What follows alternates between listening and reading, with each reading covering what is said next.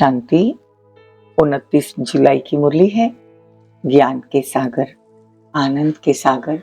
शिव परमात्मा कहते, मीठे बच्चे, कदम कदम पर शिव बाबा की श्रीमत लेनी है। अपना सब समाचार ब्रह्मा द्वारा बाप को देना है। प्रश्न है, एक बाप के बच्चे होते हुए भी कोई की प्रीत बुद्धि है, कोई की विपरीत बुद्धि है। कैसे? जो बच्चे अपना पूरा कनेक्शन बाप दादा से रखते हैं, किसी भी बात में संशय बुद्धि नहीं बनते, सच्चा सच्चा पोता मेल ब्रह्मा थ्रू शिव बाबा को सुनाते हैं, वो है प्रीत बुद्धि बच्चे। अगर किसी भी बात से ब्रह्मा या ब्राह्मणी से रूठ जाते हैं, चिट्ठी नहीं देते और सोचते हैं हमारा ब्रह्मा से कोई कनेक्शन नहीं, शिव बाबा को ही याद करना है, तो उनकी बुद्धि को माया पकड़ लेती है। वो जैसे विपरीत बुद्धि है। गीत है मुझको सहारा देने वाले। ओम शांति। बाप भी बच्चों का शुक्रिया मानते हैं। जो बच्चे मददगार होते हैं ना, तो बाप भी शुक्रिया मानते हैं और बच्चों की महिमा करते हैं। अब जो बच्चे जान गए हैं कि बेहद का बाप आया है, तो बाप आते ही है पतित दुनिया में। गाते भी है कि पतित पावन आओ, तो पतित पावन आएगा जरूर स्वर्ग की स्थापना करने के लिए। कैसे आएगा? शिव बाबा ब्रह्मा के तन में बैठ समझाते हैं हमको। तो ब्रह्मा का तन को याद करना पड़े ना।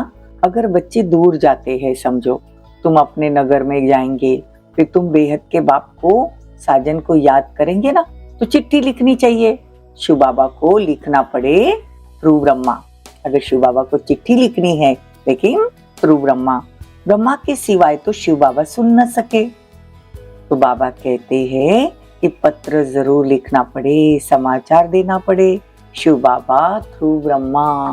आज हम सभी आत्माएं बाबा को अपना पूरा समाचार देंगे। जैसे साजन सजनी को और सजनी साजन को चिट्ठी लिखती है। देखो, निराकार परमपिता परमात्मा के साथ बात करनी है, तो थ्रू ब्रह्मा के कनेक्शन से, तो ब्रह्मा द्वारा चिट्ठी लिखे, तब शिव बाबा समझे। आज हम बाप दादा को चिट्ठी लिखेंगे। देखो, अच्छे अच्छे फर्स्ट क्लास बच्चे लिखते हैं कि हमारा योग शिव बाबा से है, हम उनको मदद करते रहेंगे। फिर भी थ्रू ब्रह्मा बाप बिगर दादे का वर्षा तो ले नहीं सकते, कदम कदम पर राय लेनी पड़े। ऐसे ऐसे बाबा के पास समाचार आते हैं कि रूठ जाते हैं, ब्रह्मा कदम कदम पर राय देते हैं। ऐसे ऐसे बाबा के पास समाचार भी आते हैं। देखो कि ब्रह्मा बाबा से या ब्राह्मणी से रूठ गए हैं, फिर माया एकदम मुंह फेर देती है। समझाना चाहिए कि कदम कदम पर हमको शिव बाबा से श्रीमत लेनी है। बाबा, इस हालत में क्या करना चाहिए? बाबा हमेशा पूछते रहते हैं कि बच्चे राजी खुशी हो। तो एक होती है शारीरिक बीमारी, दूसरी है रूहानी बीमारी। कभी पत्र नहीं लिखते कि बाबा हम मौज में है, हमारे ऊपर माया वार नहीं करती है। अच्छा, वो सब कुछ जानते हैं, परंतु फिर भी उनसे मत लेनी पड़े। योग पूरा नहीं है तो उल्टे हो लटकते हैं। बाप कहते हैं विनाश काले प्रीत बुद्धि बच्चों को बाप के पास आना है। बाप यहाँ बैठा है ना, तो बहुत है जिनके विनाश काले विपरीत बुद्धि हो जाती है, तो उल्टे सुल्टे काम करने लग पड़ते हैं। मुझे मतलब बाबा को बताना चाहिए, नहीं तो मूंझ पड़ेंगे। श्रीमत ले बिगर तो काम चल न सके, बिगर गाइड अकेला पहुंच न सके। गाइड तो चाहिए ना, यात्रा पर है तो गाइड तो चाहिए। देखो, तैरने के लिए जरूर आधार लिया जाता है ना, तो बच्चों को बाबा सावधानी देते रहते हैं कि कोई भी बात में संशय उठ पड़े तो भी कम से कम इनसे तो कनेक्शन रखना पड़े। शिव बाबा की मत भी तो इनसे मिलती है, मतलब ब्रह्मा से। बाबा कहते हैं मैं इनके रथ का आधार लेता हूँ ना, तो बाप कहते हैं मैं इनमें प्रवेश करता हूँ तो सर्विस कर सकता हूँ। तो तुम बच्चों को भी ब्रह्मा बाबा को सारा समाचार देना है। देखो, बाबा ने यह रथ लिया है, यह अनुभवी है ना, तो यह जवाहरात का व्यापारी था। ब्रह्मा बाबा हीरे जवाहरात का व्यापारी था। यह भी अविनाशी ज्ञान रत्नों का व्यापार है। देखो शिव बाबा ने भी कैसा रथ चुना जो खुद हीरे जवाहरात का व्यापारी था, अविनाशी रत्नों का व्यापारी था। अभी बाबा ने उनको ज्ञान रत्नों का व्यापारी बना दिया। तो कल्प कल्प इस रथ में आऊं तब तो कार्य करूं।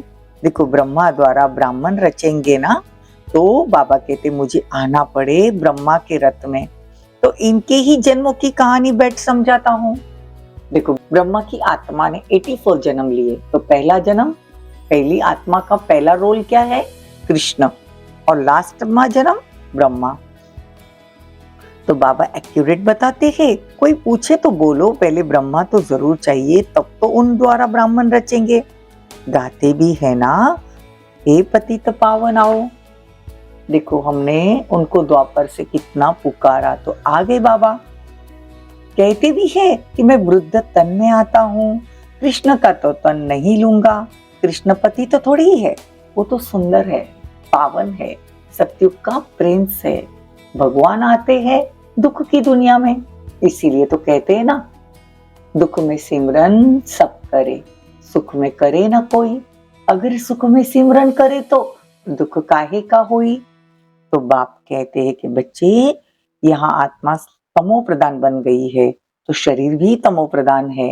अभी बाबा हमको सतो प्रधान बनाते हैं, तो वहाँ शरीर और प्रकृति और आत्मा सब सतो प्रधान होंगे। गोल्डन एज, फिर सिल्वर एज कहा जाता है ना।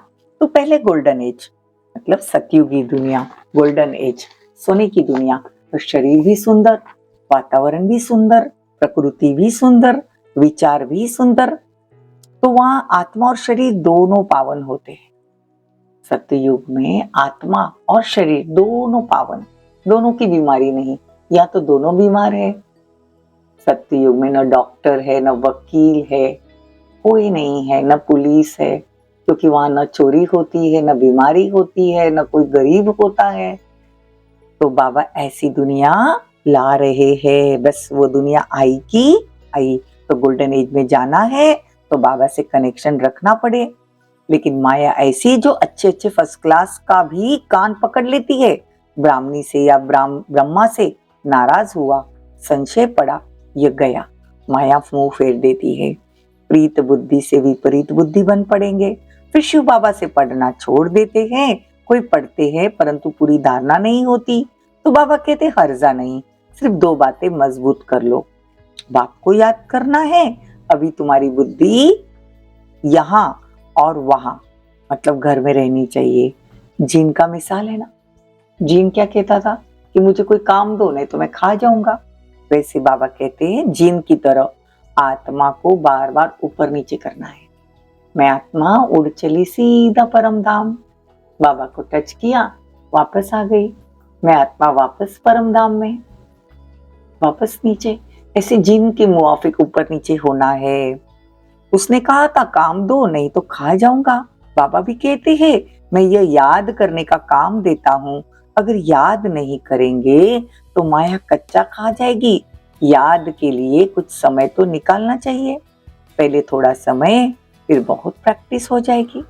पहले थोड़ा समय, फिर प्रैक्टिस हो जाएगी। फिर हाथ से काम भी कर रहे, लेकिन आत्मा यूं उड़कर बाबा को टच कर कर वापस आ जाएगी।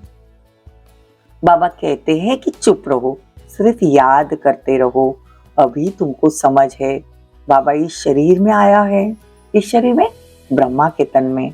याद नहीं करेंगे तो माया कच्चा खा जाएगी। कहानियां तो बहुत बना दी है। देखो आगे हम बेसमझ थे, अभी बाबा समझाते हैं कि मैं चला जाता हूँ, फिर तुम विश्व के मालिक बनते हो। भगवान तो नहीं बनता विश्व का मालिक, आता गंदी दुनिया में है, हमको पावन बनाकर राज्य भाग्य लेकर परमात्मा खुद परम धाम में वापस चले जाते हैं। तुम्हारी आत्मा से बात करते हैं। बाप कहते हैं देही अभिमानी बनो, मतलब आत्मा अभिमानी। बार बार मैं आत्मा हूँ, मैं आत्मा हूँ, ये प्रैक्टिस करो। ग्रस्त व्यवहार में रहते अपने को अशरीरी आत्मा समझो। जितना बाप को याद करेंगे उतना फायदा है, इसी का नाम योग रख दिया है। देखो जितना बाबा को याद करेंगे उतना फायदा है, इसको ही योग नाम रख दिया। आत्मा की प्रीत बाप से है ना। देखो आशिक माशुक होते हैं ना, एक दो को कितना प्यार करते हैं। ऐसे ही अभी तुम आशिक हो परमपिता परमात्मा के, एक है माशुक, बाकी सब आत्माएं आशिक। देखो कभी कभी कोई को आत्मा का साक्षात्कार होता है, बाबा कहते जैसी भावना होती है वैसा मैं साक्षात्कार करा देता हूँ। कहते हैं ना बहुत लाइट तेजो में, बस करो सहन नहीं कर सकते, लाल आंखें हो जाती है। बाबा समझाते अरे मैं तो स्टार मिसल हूँ, मैं तो जुगनू की तरह हूँ। देखो जुगनू कैसा होता है, लाइट किसी जुगनू की चमकती है ना, तो जैसे उनकी लाइट चमकती है वैसे स्टार मुआफिक में आत्मा और परमात्मा की लाइट होती है। लेकिन जो जिसकी जैसी भावना होती है वैसा बाबा साक्षात्कार कराते हैं। देखो अगर मैं हनुमान की बहुत भक्ति भी कर दूं, लेकिन अगर मेरी हनुमान पे बहुत भावना है तो साक्षात्कार हनुमान नहीं करवाएगा, साक्षात्कार तो परमात्मा कराता है। जिसकी जैसी भावना चली आती है मैं उसी रूप में साक्षात्कार कराता हूँ। जैसे आत्मा है वैसे परमात्मा है, परंतु ज्ञान का सागर है, आत्मा भी चैतन्य है, सब संस्कार आत्मा में है, बाप में भी संस्कार है। देखो आत्मा में संस्कार है तो बाप में भी संस्कार है। कौन से संस्कार है? स्थापना विनाश पालना के कर्तव्य के संस्कार है। त्रिमूर्ति है ना, तो शिव बाबा को भी कोई जानते नहीं। वास्तव में गीता का भगवान है त्रिमूर्ति शिव, परंतु वह फिर कह देते हैं त्रिमूर्ति ब्रह्मा।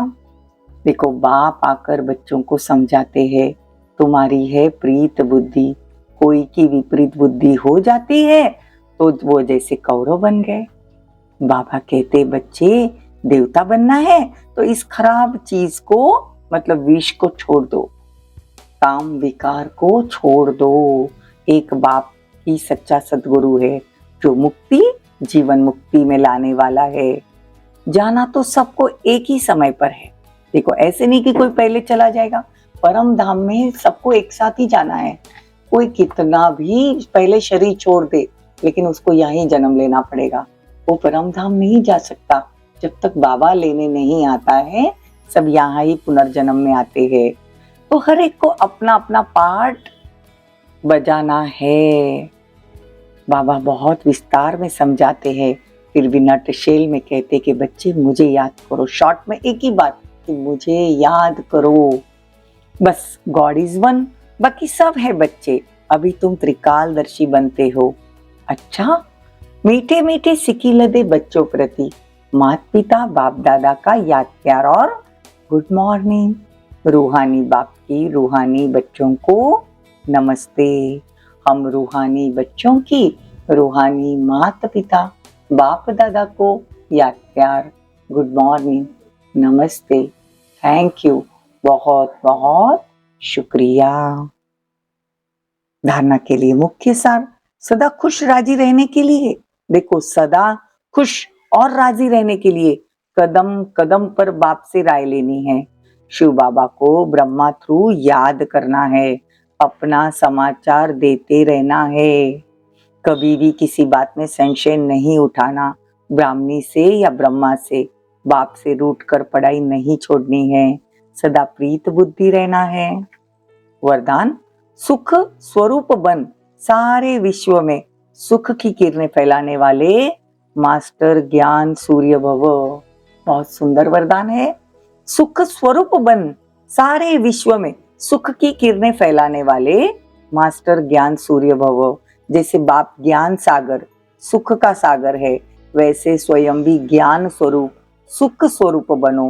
हर गुण का सिर्फ वर्णन नहीं लेकिन अनुभव करो। जब सुख स्वरूप के अनुभवी बनेंगे तो आप सुख स्वरूप आत्मा द्वारा सुख की किरणें विश्व में फैलेगी।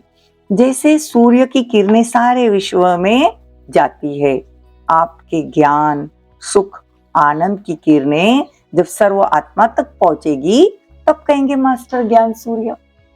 देखो हम खुद सुख स्वरूप बन जाएंगे। देखो स्वरूप बनना है, हर कर्म में हर सोच में हर संकल्प में सबको सुख देना है, तो हम क्या बन जाएंगे? मास्टर ज्ञान सूर्य। स्लोगन, दिव्य जन्मधारी ब्राह्मण वह है जो अपने बोल, संकल्प और कर्म से दिव्यता का अनुभव कराए। दिव्य जन्मधारी ब्राह्मण वह है जो अपने बोल, संकल्प और कर्म से दिव्यता का अनुभव कराए। ओम शांति।